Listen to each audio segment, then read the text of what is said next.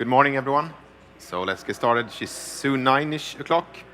Hope you enjoyed the first day at Ignite yesterday, or Microsoft Ignite. Was some cool keynotes, I think. I had one session here yesterday about building Teams apps from scratch to an app in 20 minutes. I did it in 19. It was a very intense session. It was very fun. Actually worked out as planned, or better than planned. Today, we essentially going to work on that, not the same application we built yesterday, but we're not going to start from scratch here. I have pre-canned an application. We're going to take a look at how I use both server-side programming and client-side programming to make a Teams application, and using Node.js and TypeScript all the way, how I can share code between the client-side and server-side if I want to do that, and also how I can debug these applications. So that's the idea with this session. So if you want to understand more on how to build an application from scratch, the session from yesterday was recorded, or it will be repeat on Thursday afternoon as well. First of all, I'm Victor Wilén, work as the Global Innovation Lead for Modern Workplace at Avanade, SharePoint MVP, but focusing very much on Microsoft Teams, specifically on Microsoft Teams as a platform, as we're going to talk about here today. But my ideas with this session is to give you some ideas on how you can build Teams applications and why I do use Node.js as the preferred way of building applications, because it makes it very easy for me. As I said, sharing the same code client-side and server-side, have one project, and essentially focusing on TypeScript. And also I'm using React, and I'm going to show you some of the advantages of using React as your UI component when you're building Teams applications, and what benefits you can get from that. But there's nothing prohibiting from using whatever you prefer. If you want to use Angular, if you want to use Vue, or if you want to do classic HTML and just code it out, it's up to you, totally up to you. But React is what I use. And I use the Microsoft Teams Yeoman template generator, so we actually scaffold out the project, and I will scaffold out the project with a dummy React skeleton for you to use. So that's what we're going to talk about. So how many of you in here have built a Microsoft Teams app? A couple of you. How many want to build a Teams app? Good, perfect. So first of all, before we actually go into that, some background. I think it's important to understand that in Microsoft Teams, you don't host an application. Compared to like SharePoint Framework, you build an application, you compile it into a bunch of JavaScript and images and assets, and you essentially upload that to SharePoint. There's no such thing in Microsoft Teams. The only thing you can upload is what we have, and that is the manifest, essentially. The application is the manifest, describing your application and pointing to other endpoints. So for instance, in the manifest, if you have a tab is a web page hosted somewhere. It's an iframe in Microsoft Teams. So in the manifest, it just points to that URL of that page, essentially. And when it comes to bots, messaging extensions, etc., those are registered in Azure, and you get an ID for that bot that is hosted somewhere, and that ID is what you put in the manifest. So you need to host your application somewhere if you're building a Microsoft Teams application. If you use SharePoint Framework, of course, you get the hosting and everything for free, but then you can only do tabs and client-side code. You can't do server-side code, you can't do implementation of bots, messaging extension, connectors, and those kind of things. There's still valid reason. You can, of course, use SharePoint Framework and then put your background logic in the microservices layer in Azure, Azure Functions and whatever. As I said, I used the Yeoman template generator to scaffold out the project, and you can find it on that link if you want that. And the code that I will demo here during today, you will find that on this link a couple of hours after the session is done today. So, no more slides. Let's jump over and take a look at some code. First of all, let me walk you through the project that I have and set it up and just show what we have to deal with. So I have created a project already. What I'm doing right now is I'm running it. I want to run it locally. I can push it and have it hosted in Azure, etc. But I'm using a service called ngrok, which allows me to host it on my local machine and then have a public URL that can be accessed from Microsoft Teams. So I start this locally by running ngrok serve. This is just a gulf command to get it up running, and we'll run it in debug mode as well, because we go into debugging a little bit later. This will take 20-30 seconds to start up. It's starting up ngrok. It's actually creating this manifest file or application package with a manifest that I can upload to Microsoft Teams, which we'll do. And then it will start compiling both the server side and the client side. So while it's doing that, let's go over to Visual Studio, and this is the actual code we have. Hope you can see this. There's a couple of things in here. Of course, there's a lot of helper files to get my project up and running, where I can specify how to compile it, etc., my Webpack config, and whatever I want to do. But also, a little more importantly, we have the source here, where we have two folders, one called manifest and one called app. The app is, of course, the app, and the manifest is the manifest. So in here, we have that JSON file that I mentioned. It describes my application. Has a couple of things that you have to have in there, such as privacy URL, terms of use, description, the icons. But then we also have my actual tab. And in this project, I only have one tab. You can add up to 10 of them in here if you want to do that. But what this is doing is pointing to configuration URL. So, and this is a replaceable parameter that will be replaced when I build the project. But essentially, this points to a URL hosted somewhere. And that's what we're going to use. So now, when I run that command, we will actually have a zip file that we'll upload to Microsoft Teams, and we'll walk through the application and see how it looks like. So I created a team here, and to sideload an application into Microsoft Teams, you need to have it enabled on your tenant, of course. I click on the team, go to apps, and in the lower right-hand corner, we have upload a custom app. Zoom in a bit here in just a second. Then I upload that zip file on. That's what I do. And when I upload that zip file, the application will go through the validation and see that it's correct manifest, and you can actually click on it if you want to and see this is information Microsoft Teams know about my application. It has a tab, it has version, some privacy information, etc. So if I have bots and other things in here, it will be listed. And of course, you should have a better description than I have. So when I have that, I can actually go to my channels and start adding the tab to this channel. So I click on the plus sign, and my tab will be available here. And if I click on that, I will actually get the Microsoft Teams will read from that manifest and get that configuration URL that we pointed out in the manifest and create this pop-up for me. And in this case, I just have a selection of countries, and these are read from a web API. You will see that shortly. So let's find Sweden here. Choose Sweden. Click Save. And that will set up my tab with that information. And in this case, we show customers from Sweden. So it's very simple, but fairly normal scenario. You want to pick something and then show a list of items from somewhere. So, and these customers are read from an API as well, hosted in the same application, but as a web API. But there's a couple of cool things with this that I've done, and I've done with very little effort. So, we have different theming in Microsoft Teams. So I can go in here to settings, and I can choose the dark theme. And if we go back here, you can see my tab is actually adapting to this. That will not happen if you build this in SharePoint Framework, for instance. And even better, actually thinking about diversity, inclusion, etc., works in high contrast mode. So if I have trouble seeing or whatever, that actually helps me do that. And I've done essentially nothing manually to have this accomplished here, but I'm just using the generator and a set of libraries. That makes it very simple. So let's go back to the default theme. So how is this built then? So let's start with the client-side code of this, which is the tab, the configuration page, and the actual tab page. And that is, as I said, exactly client-side code, and it's a set of React components. And they are hosted in my application here in three different classes or three different React components. One for the configuration, one for the actual tab page, and there's a remove page as well. I'm not using this as an example, but you have an option if someone removes the tab if you want to clean up some information, etc. So if you take a look at the configuration React component first. Scroll to the top. It's fairly simple. I've done a couple of small things here small adjustments compared to from what I get when I scaffold out the project. But one thing that I think is important here, and that's also one of the reasons I'm using TypeScript for my server-side code, my client-side code. This is a library. It's a REST library that works exactly the same server-side and client-side. So essentially, if I write some REST code or calling an API client-side, I can reuse the same code, both server-side and client-side. It makes it easier for me.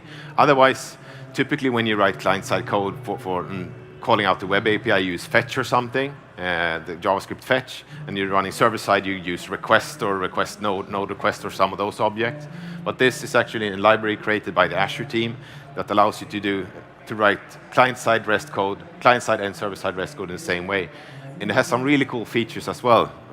Plug for them. They have like automatic retry if you're being throttled and those kind of things as well. So take a look at that. So what I have in my component, it's a fairly straightforward component. The only thing I do here is, let's see where I can find it.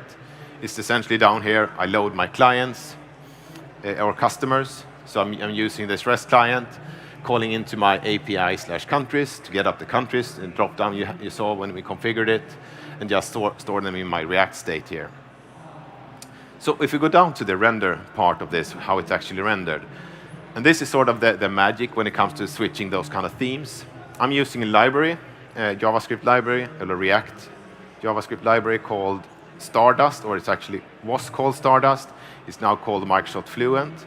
It's in preview, it's not production ready yet, but it's a React library with a set of components for drop-downs and sort of the components that you have in Microsoft Teams today that makes it look like Microsoft Teams as well. So if you saw that in the drop-down, it had the same look and feel as Microsoft Teams. It felt like a native application. No, I don't want to download those drivers. So that's the library I'm using here, and the root component of here I have is the provider. And the provider that is the component that makes the magic between for the different theming. So as you can see, I insert the actual theme into this one. So it takes care of making sure that it looks good in dark, light, in the high contrast mode. Otherwise, it's fairly straightforward. I have a header, we have a drop-down, and we just show those. If we take a look at the tab, it looks fairly similar. Of course, we read based on the setting we have, read up the set of customers using the same kind of service client and REST objects here. And then we have just another way of rendering. But I'm using that provider once again, and then I'm outputting the rest of that tab. Fairly straightforward. So I also said that I have a server-side code here. So what I've done is, let me go take it one step back here. So this application actually uses Express.js to host the web application. And all that is created for you when you use the Yeoman template generator. And all of that is in the server.ts. Normally, you don't have to do anything with this one. It's just set up logging and HTTP compression and whatever, and a set of routing in here. But if you want to do, as what I've done here, I wanted a separate API endpoint. So I have my URL/API and then customers and countries.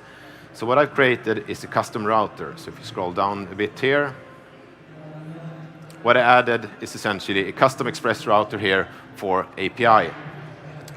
So I import my API in here and insert that into the Express. So we can take a look at that one very quickly. So the customer API, it has two get endpoints, the customers and the countries.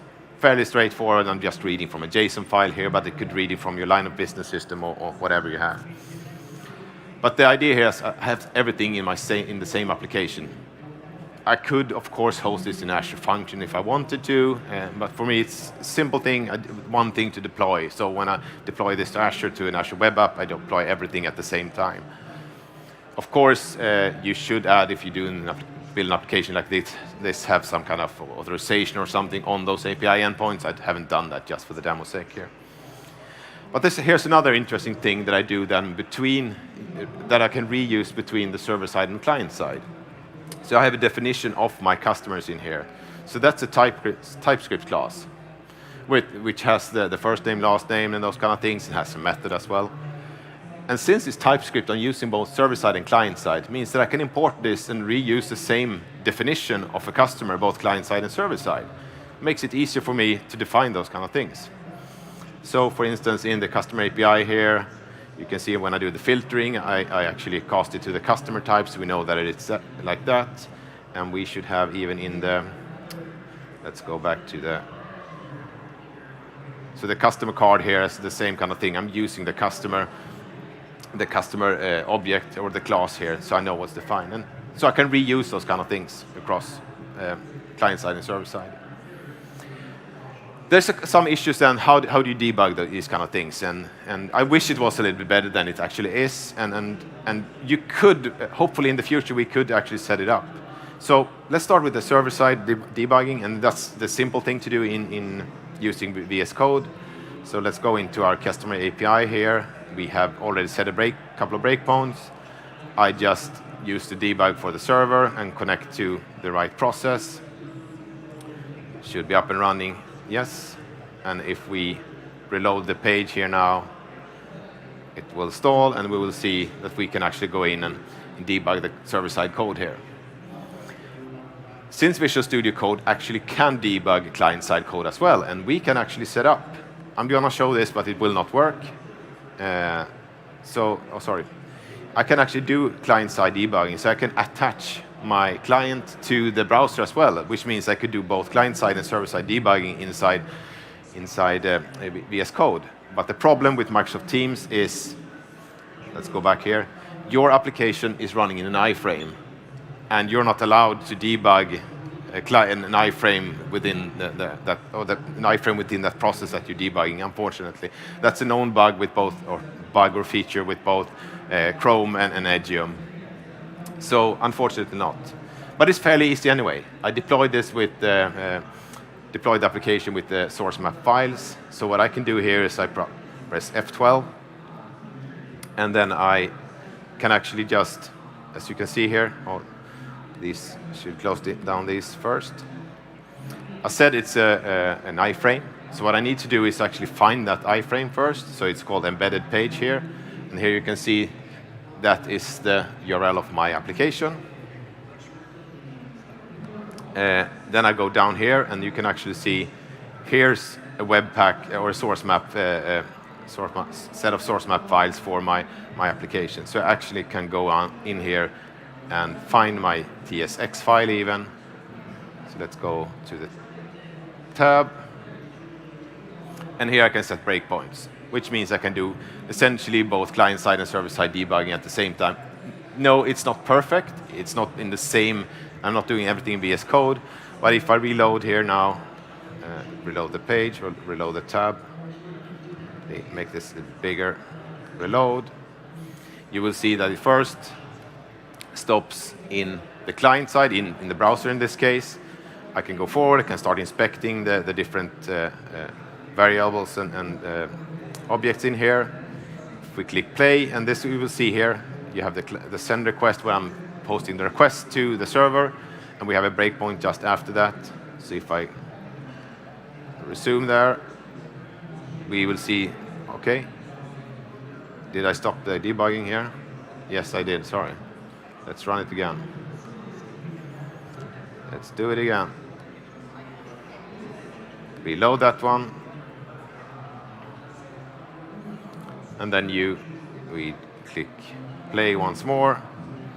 And now it should be, we have a breakpoint in our server-side code, so I can debug there and step it through, and click play again, and we're back in the client side. So it's a very convenient way of actually debugging. Since you have every code in the same solution, it's very easy for you to debug and work with your code, instead of having like a SharePoint Framework solution, a couple of Azure functions, and if you need to trace that flow, it's a little bit more complex. So for me, this is a very good way of actually working with the application.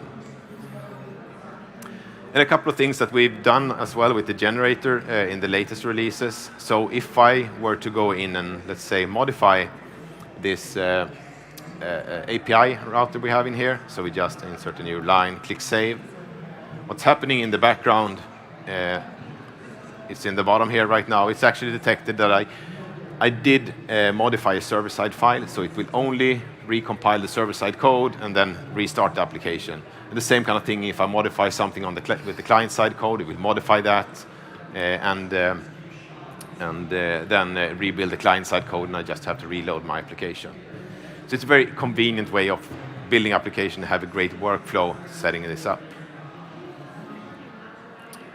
So the key points I have here with this is, let's go back to this one. I've deliberately made a choice in the generator to use the Stardust or the Microsoft Fluent UI because it gives me a lot of benefits. We are aware of that it's not production ready yet, but it's way easier to use the Stardust than building something completely custom. Of course, this is all about if I decide that I want to have a Microsoft Teams design on my application. If I'm building an ISV application, we have our brand. Contoso want to deploy their application, they might want to have the Contoso brand, then they can use whatever UX framework they prefer. So you don't have to use Stardust or Fluent UI in this case. The other thing is that I can share code. So for instance, the reason of using the ms-rest-js makes it very easy for me to do the same kind of code, both server-side and client-side. This case, I used an API for the server-side code, but another common example is that you want to do a server-side rendering of your HTML files. So, a good example, let me show you how the application looks like. So in this case, all my pages are very, very simple. So if you take a look at the tab page here, it is a simple page with just a div for the application and then a JavaScript that renders React component. But there are cases, if you're building an application, you might have some IP and don't want to have everything in JavaScript. You might want to do server-side rendering. So in the Node.js world or Express world, you might want to use EJS templates, for instance, to do server-side processing. It might be something that takes a long time that you can't do over JavaScript, for instance. So you want to do that server-side processing and process HTML and send that out. So the old classic ASP or ASP.NET kind of way of building applications instead of just using JavaScript. And that might be when you want to protect your IP or protect information, etc., or it's very long-running operations. So that was my thoughts about how you should use Microsoft Teams or build applications for Microsoft Teams, and how you can combine both the server-side and client-side and use Node.js and React to build your applications. So thank you so much. I will be around here for a couple of minutes to take questions if you have. Please rate the sessions, and thanks for coming this early in the morning. Have a good day.